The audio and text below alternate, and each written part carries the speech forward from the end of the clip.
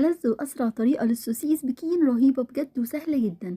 احتجت بصل وفلفل رومي شرايح وقرنين فلفل حامي.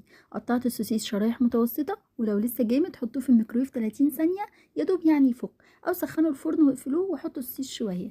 كمان احتجت 2 من الطماطم تكون طرية قطعتهم مكعبات صغيرة.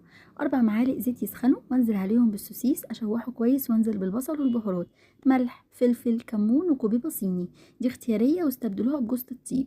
نزلت بالفلفل وبعدين مكعبات الطماطم. هوطي عليها بقى واغطيها 10 دقايق.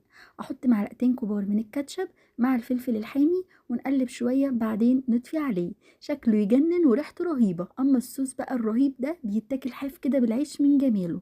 قلبت شوية مكرونة كده في السوسيس بالخلطة الجامدة دي، والباقي عملته سندوتشات. بجد كانت لذيذة جدا جدا، سندوتشات هوت دوج احلى من المطاعم 100 مرة. جربوا الطريقة دي وهتدمنوها بجد.